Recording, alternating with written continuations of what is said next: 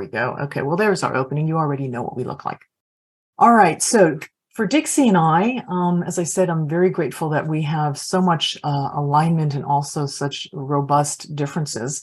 Our intentions are aligned in that we want to create clarity on conscious leadership, to support integrating consciousness in all areas, personal and private, and to gain insight into how we live and lead consciously. And so that may sound very ephemeral, not really tangible. We're going to bring it down right into the real world and how we can live it on a daily basis. And we are so lucky to have Linda, who is an amazing role model of conscious leadership.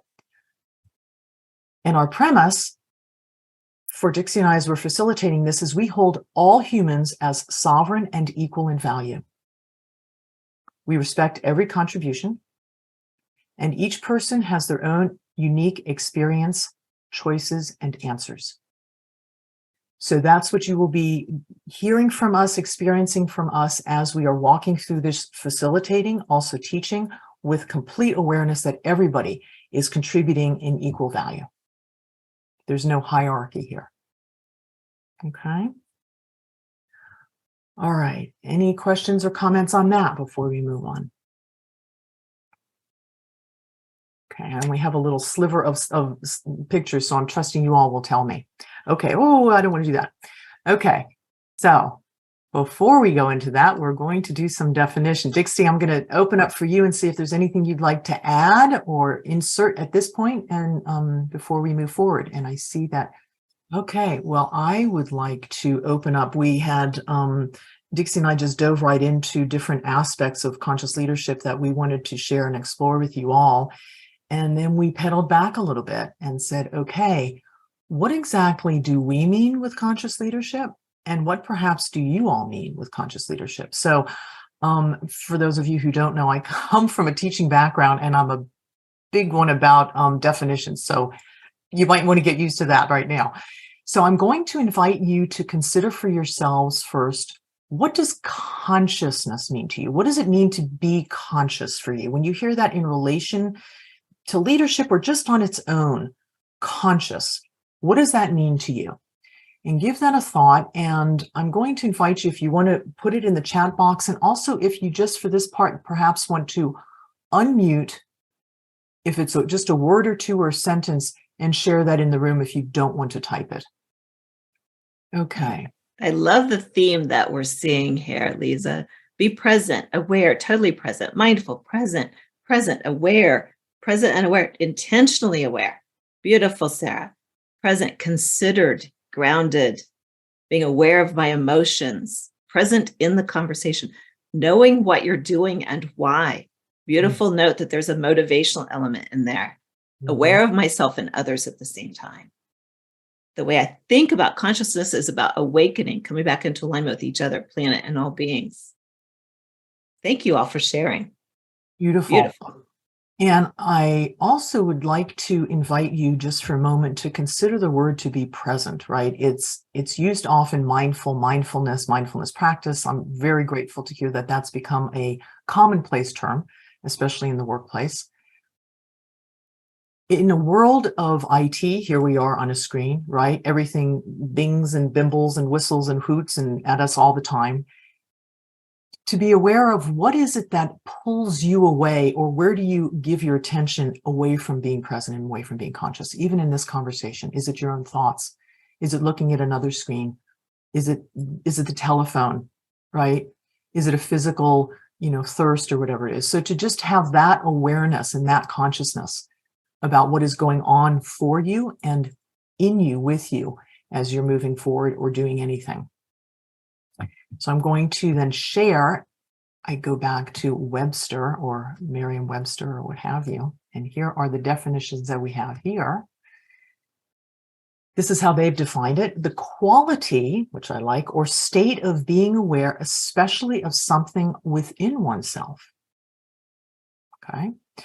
The state or fact of being conscious of an external object, state or fact. An awareness of the upper level of mental life as contrasted with unconscious processes. That was actually in the dictionary, which impressed me.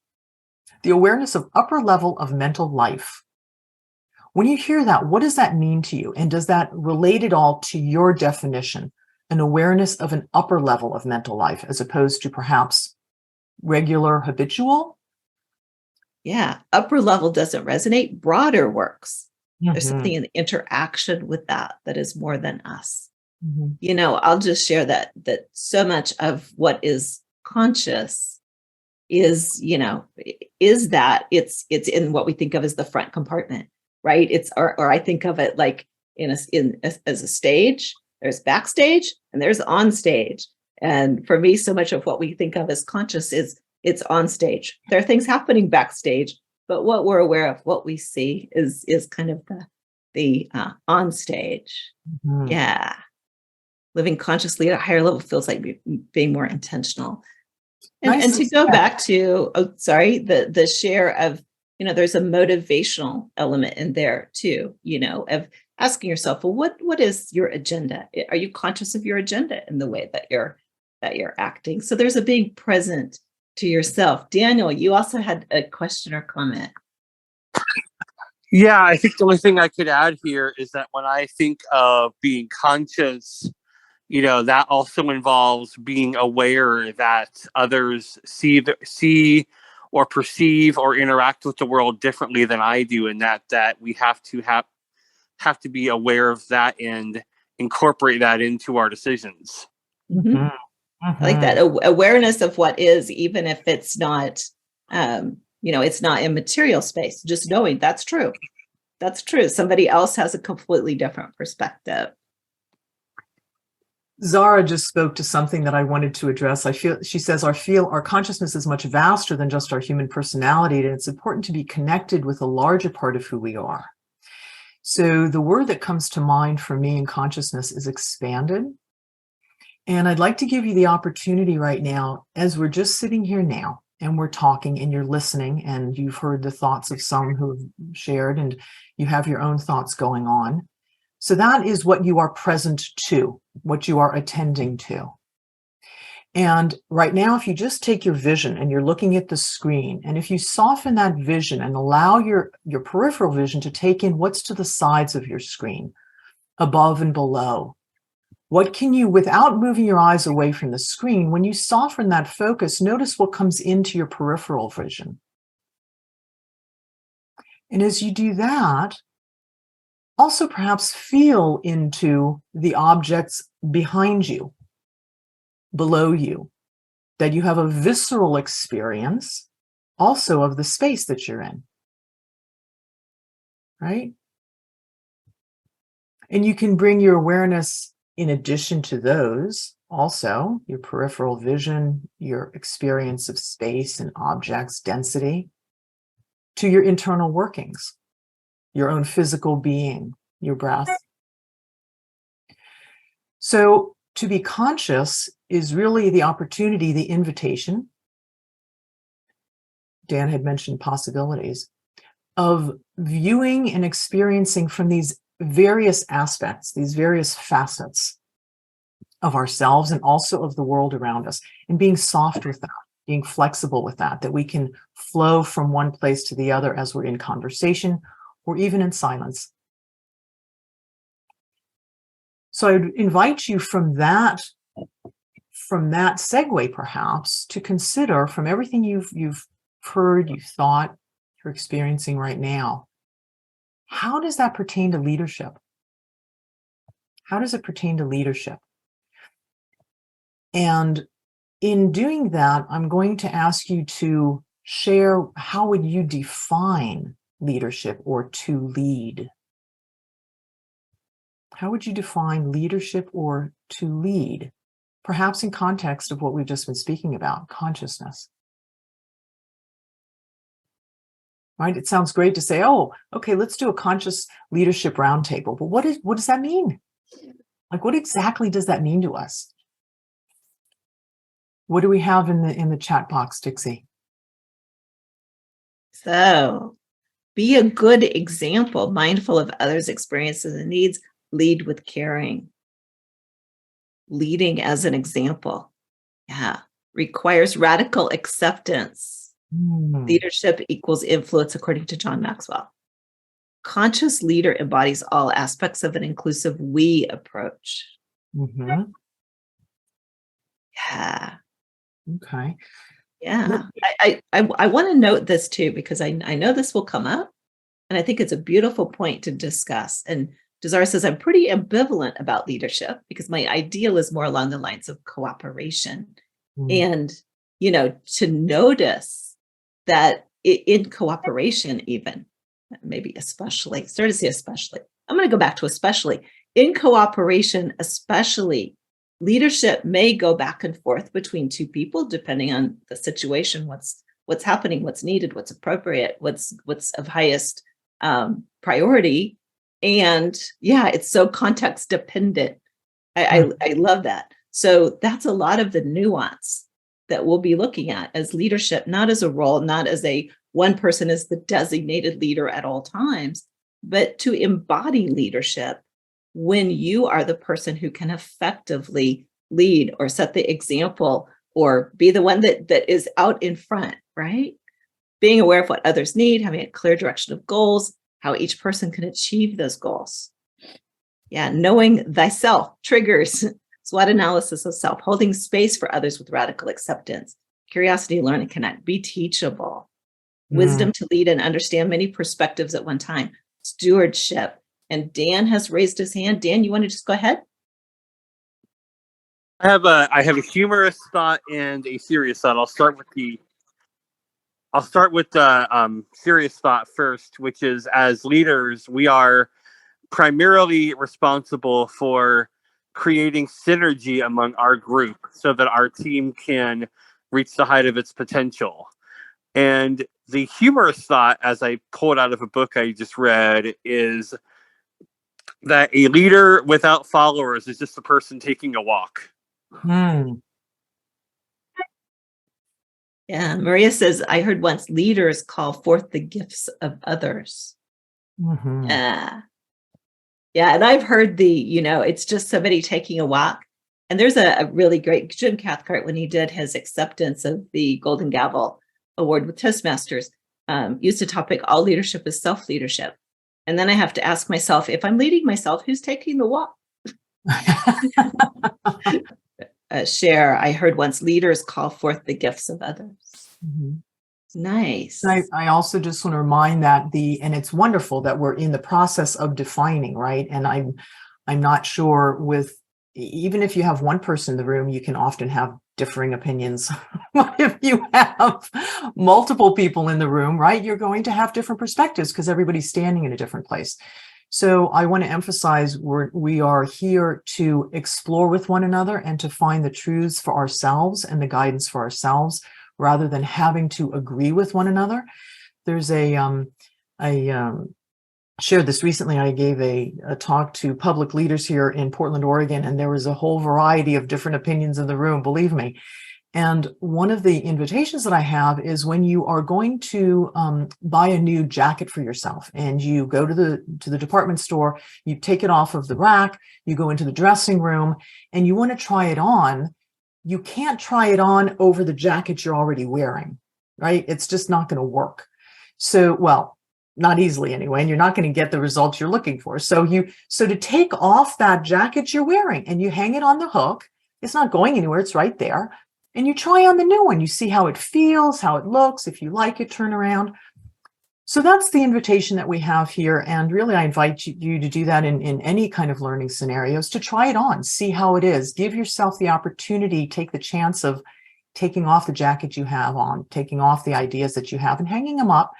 And the great thing is when you leave, you can take it all with you, the new one, the old one, right? So that's an invitation.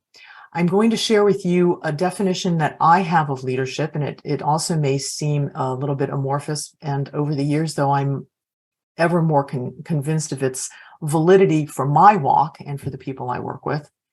And that is it's about relational leadership.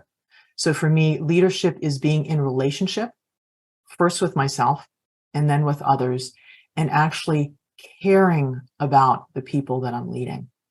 And to do that, the way that I define leadership is to know and come from the highest and truest place in myself, to really be clear about that about myself, and then to recognize that in another person, to trust that it's there and to connect to that in that other person, and then invite them to create with me together. That for me is just, it nails leadership on just about every level. So that's another opportunity for you to consider. We're going to, again, look at Webster. And Webster had a whole lot of different ideas on lead. And you're going to have an opportunity also in the chat, not the chat, in the, what do you call it? The breakout rooms. In the breakout rooms. But let's look at what Webster has to say. Do you all remember books where you could really like leaf through it and you'd have to put your finger down? Oh, there's the word. I so miss that, but I couldn't get it up here easily. So the definition to lead, there's a couple of them. So just see which ones of these are like, oh yeah, that kind of sounds like my definition or how I've been doing it. To guide on a way, especially by going in advance. To direct on a course or in a direction. To serve as a channel for. To direct the operations, activity, or performance of, to have charge of, to bring some conclusion or condition. Thought this was interesting. To lie, run, or open in a specified place or direction. We could talk about that one for an afternoon. To guide a dance partner through the steps of a dance. Now that's also interesting, right? If we think about actually within an organization. To be first. We can look at our political leaders in that one. And this one I don't think really applies. To direct the first of a series of blows at an opponent in boxing. We're just not going to even entertain that one for leading, okay? So these are, let me come back out again. So that's Webster. Those are the definitions from Webster. And I have questions for you all for the breakout room, but before we do that, are there any other comments before we jump into individual or smaller conversations, let's say? Any other comments of where we are right now? I love what Rosemary's just like pointing out, that co-creation is that high point. Very much like Lisa. For me, leadership is what are we creating together? And sometimes, it's just structural. I don't look at leadership as being a personal identity thing. It's just sometimes in the structure, like today, Lisa's taking the lead. That's just the structure. Next time, I may take the lead. It's just the structure. But the most important thing about it is we're in that structure together to co-create. That it's not I'm taking the lead. Exactly. It's not that I'm taking the lead because I need to, because I identify as a leader. It's for me, it's always I'm taking the lead because in what we're wanting to co-create together, I'm the one that has that, whether it's expertise or experience or whatever it is, to do it. It's just the structure of what we're co-creating, and it's the relationship between the two that's important. So I love that word, co-creation. My favorite thing. And I appreciated the definition, as you noticed, for me that really rang out to me is the dance, right? So if I'm in relationship with someone and there are times where there is someone else who has more expertise or has the idea or what have you, I facilitate strategic planning often. And it's important that everybody is in that room because everybody has an experience of that organization. There is no hierarchy. And it's interesting to work with large corporations and have the C-suite people understand that perspective. Not that they have to agree with it, but at least for planning and for operations, it's a really useful perspective to hold. So that dance becomes very, very tangible when we're in a leadership mind frame. And so for me, it's a mind frame. It's a state of being. Okay. Well, then we would invite you all, here are the questions that you may take with you into your breakout rooms. What does leadership mean to you? So we're going to invite you to not stay conceptual and we could all wax on ideas and things like that, really to bring this into you. What does it mean to you? And if you want to bring in personal experiences or scenarios in your workplace, things that you struggle with, please do that. And what does it mean to be a leader, right? So we've touched on that a little bit, but to bring this and make this personal for yourself, you may also want to consider, what does it mean to not be a leader? What does not belong to that, right? That might be an easier way or aspects to your conversation. What does not belong to leadership for you? For you. Yeah, so I'm going to start breakout rooms, and Lisa and I will be hanging out here in the main room. So welcome back. Yes, would like to hear perhaps someone who hasn't shared yet, or someone who feels it was very interesting and insight. What have you? Oh, sure. So I met with Debbie. She was lovely to meet, had a great conversation about the sales company. And we both talked about different leadership styles. And we both agree that being mentally here and present is number one. Listening to hear, she said, which I completely agree with that. So it was a great conversation. It was really nice meeting her. And then I'm going to have to hop off real quick because I got to go get my daughter from school. Sorry. So just wanted to share. Oh, totally understand. I'm glad you had a great discussion. That was great to meet Thanks you. for being Thank here. you. Anyone else want to go ahead and unmute? And like I said, if you just want to use chat and share, we just love to hear what came up in your discussion. Sarah, you happen to be on my screen, so I'm seeing your hand move. Go ahead. Seth and I had a great discussion. We first talked about leadership and then kind of about what each other did. But, we talked about how sometimes, there's like, you have a position of leadership or sometimes just being around each other. But in general, I think a great example of leadership is when you help everybody else to see the vision, to see the direction you want to go, to see like when there's a purpose, whether, for your company or for that, here's the goal, here's where we're trying to get, and then helping everybody else to understand their role, understand how they move that forward, understand how they are contributing to, and how they can, through their talents and things like that, how they are an important piece to move all this forward and help everybody kind of see that same vision and be on the same page to where they're all working towards that common goal for that. And I think that's, there's, some people are so naturally gifted or have developed that to where they can really be that team leader or the CEO, whatever it is, where they're getting everybody involved on that same page and excited about that end result they're working towards. Yeah. So much of what you said is so beautiful. And one thing I'd like to just cherry pick for a second is that awareness. So in order to be able to really encourage people and recognize their gifts and promote that and weave those gifts together, one really has to have that expanded awareness, right? Not that just single focusedness, but just expanding that and seeing people, caring and being in relationship with them. Yeah. And seeing that big picture and helping the other people see how they are contributing to that big picture. Because there may be all these different moving parts, but to where they're all very necessary in helping them to see, hey, we're working towards this goal. I think that's very powerful. And I love seeing people that are so talented at that, to getting everybody on board and everybody focused, because it's easy to get distracted on your little task or whatever you're doing, but for them to really see that vision and see, this is where we're headed, this is where we're going, ignore the squirrels right here, this is what we're doing.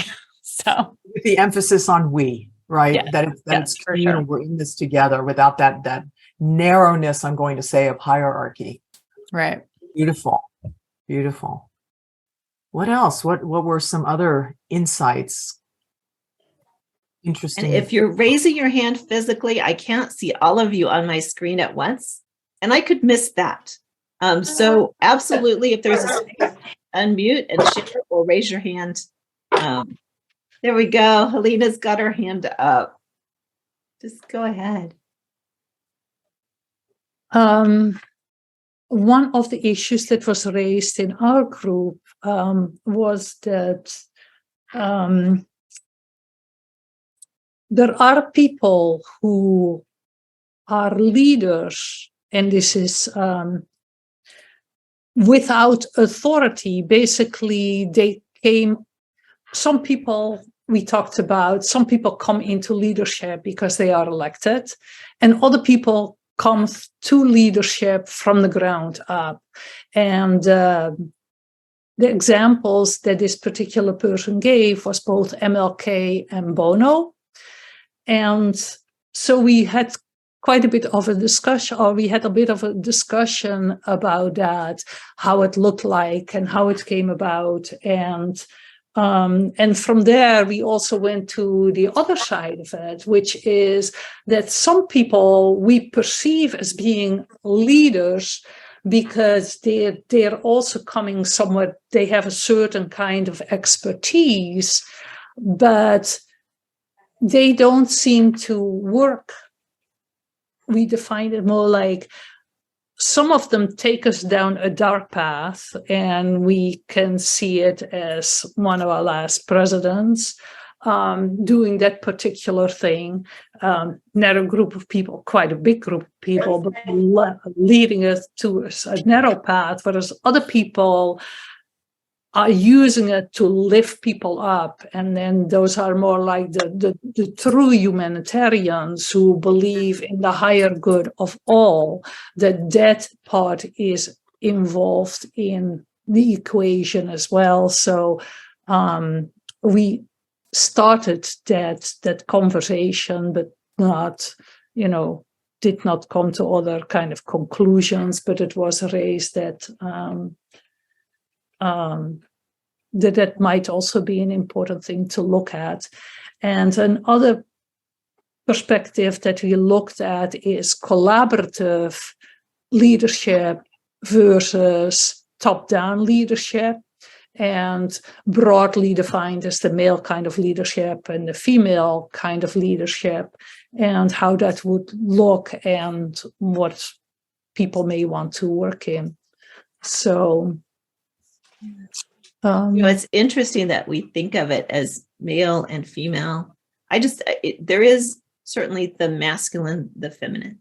We know that we think of it as a masculine trait is, to be the competitive maybe versus the collaborative. But the beautiful thing is that all of us, gender regardless, embody all of that. We can also, when we're conscious, I think, when we're in that mindful awareness, we can choose, what's appropriate, what's going to get the end result that we've all agreed on. Is it me being at the apex of the movement? Is it me collaborating with other people? We all have the ability to do all of that. So I love that came up. Beautiful. Anything else that came out of that? Lisa, go ahead. Yeah, I see that Rose has her hand up, and we're going to get to just a second. I want to address the point of masculine and feminine, that it's not about gender. So there's masculine and feminine polarities, and they exist within us, they exist in the world, and they are both, and everything in between the two of them, vital for us to really function in the world in a healthy way. So if we take, for example, leadership, that awareness, that soft awareness, that receptivity is part of conscious leadership, which we would identify perhaps more with the feminine aspects of leadership. But then we also have the time where there is decision making, where there's clarity, where there has to be a straight line through, where analytics and data are important, which is the masculine polarity. So it doesn't mean that it's a man or a woman. Talking about those elements that are within each one of us and within an organization. And it's the balance between those that we want to have, that they are working together in not only in a balanced way, but in a respectful way, both within ourselves and amongst each other. So I just want to bring that up as far as that aspect goes. Rose, please. I'm so glad you said that. I know you and I had a lovely conversation on that on my collaboration summit, but I think conscious leadership will end the gender biases in thinking of the man and the woman. I think the conscious leadership is what brings us into that middle. So I'm so glad you said that, because I don't know if I actually really kind of thought of it in that way before. Just came to me just now. Beautiful.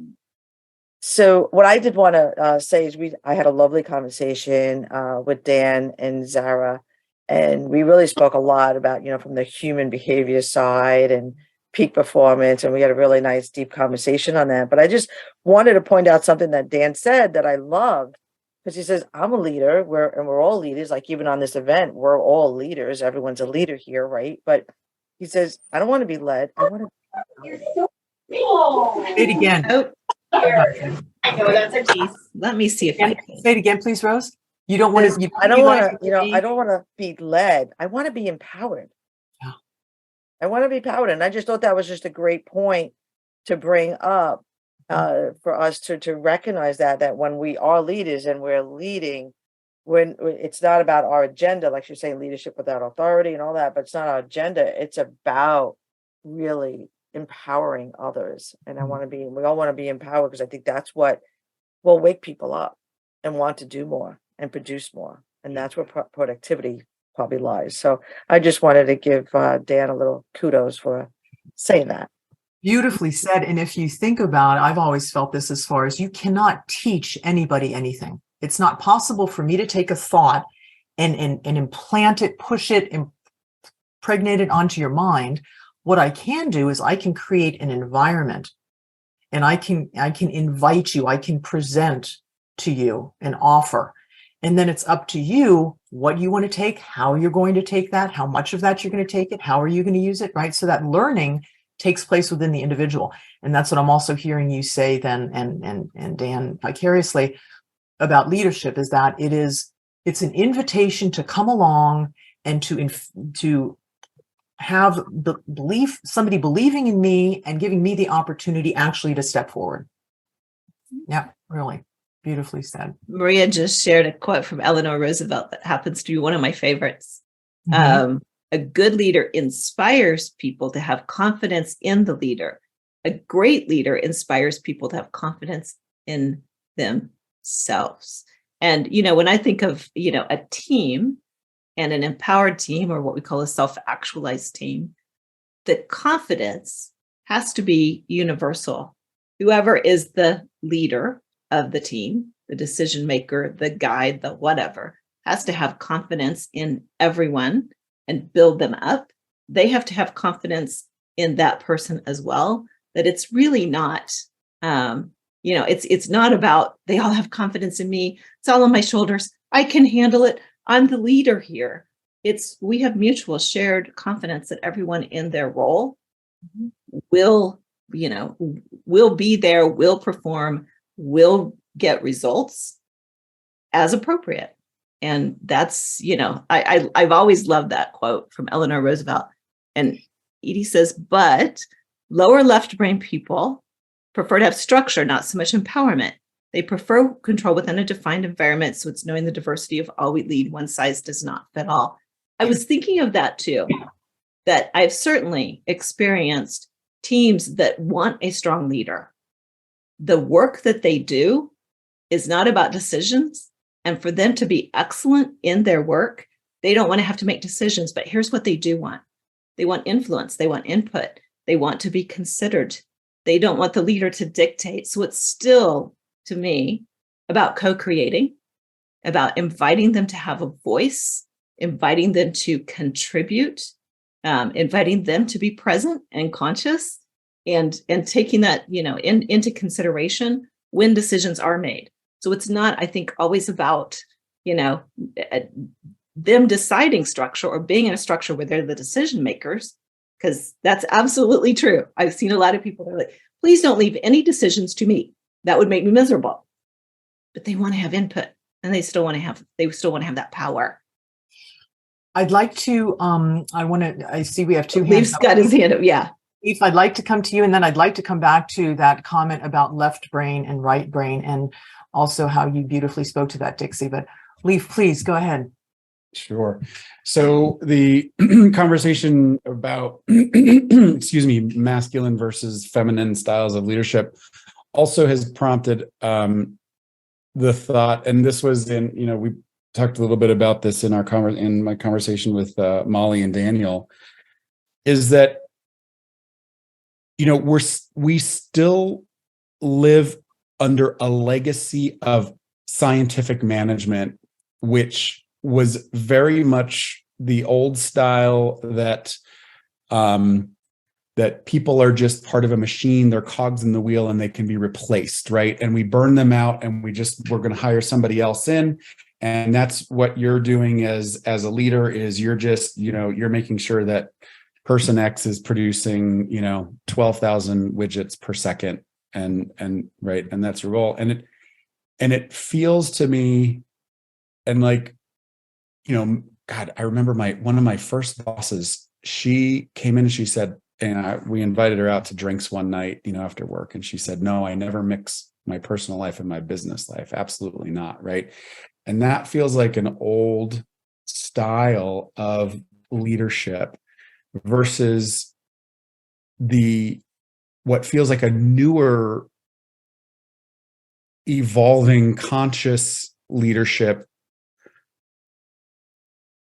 I don't know, focus, that is more human, right? And it feels to me like they can be embodied by, right, the old style organization being the triangle, the top down, which feels more patriarchal, versus newer organizations that are more represented by the circle, the round table, which feels more human, actually more, indigenous in nature. So I just wanted to throw that in there as well. Thank you for throwing that in there and bringing light to that. And I very much appreciate that. For those of you who don't know, I am very, very strongly led by Indigenous teachings, and the concentric leadership and concentric organizational structures is where a lot of larger organizations and newer organizations are taking their guidance from, because that hierarchy has proven to be inflexible in the vastly changing world that we're in. It just can't be as responsive because it has those structures. In the concentric form of in those org charts where they have concentric groups working with one another, almost if you consider it like orbital orbit, right? You have the different stars and the constellations and how those work together. And a lot of organizations are structuring themselves that way for that reason, that they can flow and work together with one another. And a segue back to what Edie had said about the left brain or lower back brain, right? We have the different parts of ourselves that we function from. We can influence how other people respond, right? So for example, I know this, it is so, my voice, the way I was brought up, what have you. When I speak, it sounds authoritative. I mean, I can be talking about pancakes and it sounds like, wow, she really knows a lot about pancakes. It's just the way it is. And so what I have found, however, through the years is that because of that, I can temper that and invite people. So even if I'm in a group where perhaps I do have the lead, or have grown up, as Helena said earlier, either I've grown up into that leadership or I was elected into that leadership. If it's not my expertise, or if I want to create balance, I can invite those who have more expertise. I can utilize that position, if you will, that stance of leadership to create that concentric and circular type of co-creation. So even if we're standing in or have been elected into a structure that is hierarchical or is patriarchal or what have you, you have the strength and you have the ability through your own balance to create that in your environment, in the people that you're working and co-creating with. And that awareness, that is consciousness, and that's relational leadership in my experience. Beautiful. Now, Edie also commented that what we're talking about is an old military model.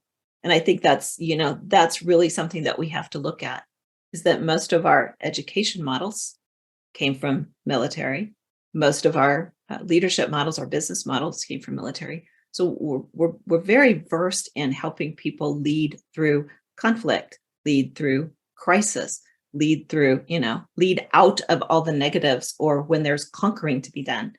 But as far as leading from a place of prosperity into greater prosperity, a place of health into greater health, that model doesn't work as well, right? So, and then Tazara shared a quote that you may want to get to, and I was also told to let you know when we were close to 20 after. Thank you. Close. Yes, we are. And then Dan's got his hand up. So I'll let you speak to Tazara's quote, and then we'll let Dan share, but we are going to get to the close very quickly. When the master governs, the people are hardly aware that he exists. Next best is a leader who is loved. Next, one who is feared. The worst is one who is despised. If you don't trust the people, you make them untrustworthy. The master doesn't talk, he acts. When his work is done, the people say, amazing, we did it all by ourselves. Beautiful. And that is that joining that relationship, right? And what we were talking about, the Eleanor Roosevelt quote earlier is well expressed here. I do have a story I want to share, but I'm going to hold that. Dan, please, is there something you'd like to share? Or is that have we moved beyond? Yeah, no, I wanted to build a little bit on what Leaf said. The old business model of hierarchy is extinct. And the thing that's interesting to me is, why do people even want to be led? To the extent that you want someone leading you, you disempower who you are.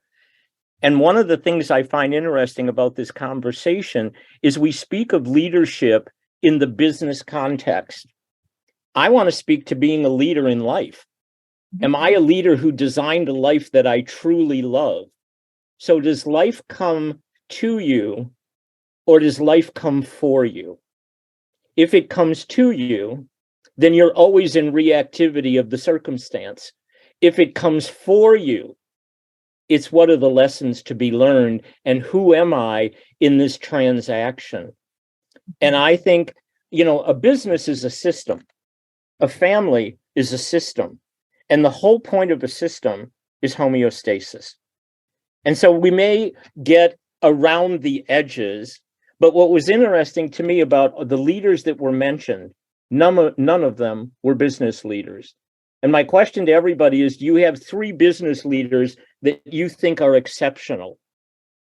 And I can't think of hardly anybody, because I don't see business leaders in their authenticity. That's vulnerable. That's a great point, Dan. And actually, I would like to interject, and one yourself, Linda Fisk.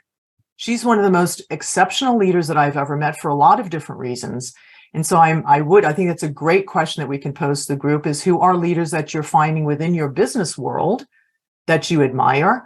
I would also, however, invite you to, and that is something we said at the beginning, right? One of our intentions is to help people find what is conscious leadership, not only in their businesses, but in their world, because wherever you go, there you are, right? So this is, please don't misunderstand that at all, Dan. We are speaking about conscious leadership within a business context, but you are the human that's doing the leading. And very often when I do leadership coaching, people say to me initially, are you sure this is executive coaching? It's like, well, why is that? Well, because we haven't started with a 360. It's like, well, we can do 360, we can do DISC, we can do Myers-Briggs, we can do all of that. And we're going to end up right back here, because you are the center of all of your leadership, right? So that's the consciousness of being, really is, and where we're taking leadership as the focal point, if you will. Yeah. So I do want to thank you, Dixie. I know you're just about to say we're close to time, right? We are. We are. And I love that we're going to continue this conversation, because there's so much, there's so much richness. And certainly, as Lisa says, we're applying it to business leadership, but the principles don't change. The principles don't change. And to Dan's point of, can you name business leaders? I can name so many. None of them are necessarily names that anyone else would recognize, because that's not the point. But I know I have been modeled amazing leadership in so many different business settings, and I'm really grateful for that. But could I point you to a book that they've written or the company that they've built?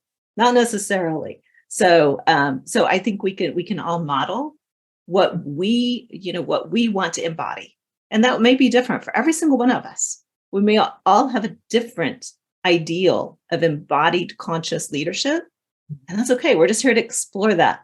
But that said, we are about 5 minutes to the time that we need to close. So and Lisa's got some closing questions for us. I do. I have just 2. And Leaf just said Ken Cheneau of American Express. And so there are a lot of people. The gentleman, and his name escapes me right now, who runs Patagonia, who actually transferred the ownership of Patagonia to the earth.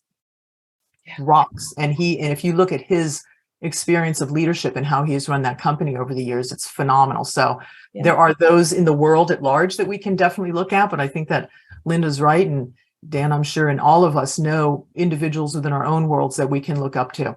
And I want to point out, because this gets forgotten too often, parenting. In your role as a conscious parent and conscious leadership, right?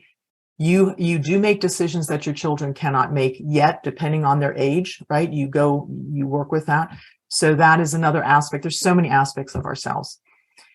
So I'd like to invite us to consider the following, to share first. I'm going to flip it backwards, actually. I was going to do one and then the other, but I'll do this one first. Oops. The aspect of leadership that is clearer for you right now, for you personally, leaving today, what is something that is clearer for you? Or at least that you're considering, if it's not clear, that has popped into your awareness. What is present? Mohammed Yan is the founder of Grameen Bank in Bangladesh. Thank you, Tsaka. I have a 4:30 call. Okay, thank you, Sarah. We hope to see you again. Other, yes, what are you taking with you? What is clearer for you? Or what is something that has come into your awareness around your own leadership or leadership in general today? And you can unmute if you want to just share that quickly.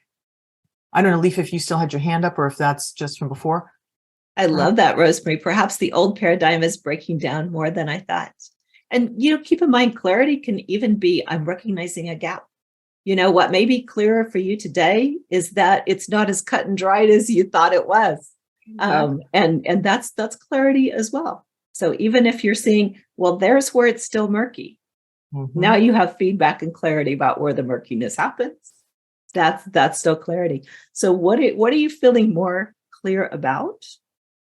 I can say what Rose said earlier about that beautiful intersection of masculine and feminine being the center of conscious leadership. That really came to light for me. Be exposed to different perspectives. Thank you, Helena. What else is present for you? Something that really came clear for me while people are typing and thinking is I heard someone say be mentally present. And I realized that for me, so much of what I've learned is to be emotionally present. It's one thing to be mentally, give it my attention and focus to present. But when my emotions are present, then my emotions are here in what's happening now. They're not in what has happened, all the patterns I've carried with me. They're not in somebody reminds me of somebody and that's creating emotions. I can't be triggered if I'm emotionally present, because triggers live in the past. That really showed up big for me. Jane, hello. At the 11th hour. I would just add to that. I think it's, as a leader, it's constantly bringing it back to you, to where you stand, what you believe in, what you to maintain the balance of masculine and feminine behavior and energy, and blocking out everything possible that throws you off balance and throws you off kilter, which happens all the time. So to be like a little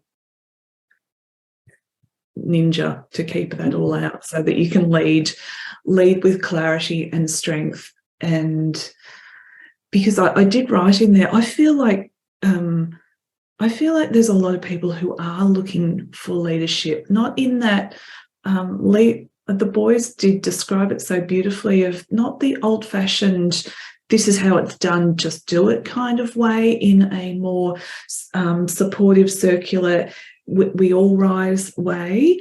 And because I think people are lost, there's so much noise, and I think with all my heart, I think people are lost. Yeah. I love that. And Dan, thank you for sharing that. The more I think I know, the more I remind myself I don't. Yeah. That's part of leadership, isn't it? Is the continual noticing that what you thought you knew yesterday may not be true today. That's just part of consciousness. I hate to say it, we have 1 minute left. We do, and I want to be aware and respect everybody's time. If you'd like to offer a 2-word checkout of what how are you leaving us today? And I very much invite you to come back again next month on the second Tuesday, again at the same time. Yeah, 2 words. What's present for you right now as you're leaving our gathering today?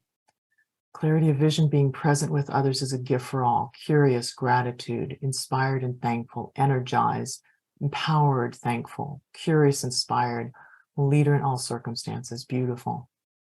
Well, mine would be grateful and yeah, relaxed. So energized, thoughtful, and hopeful. Beautiful.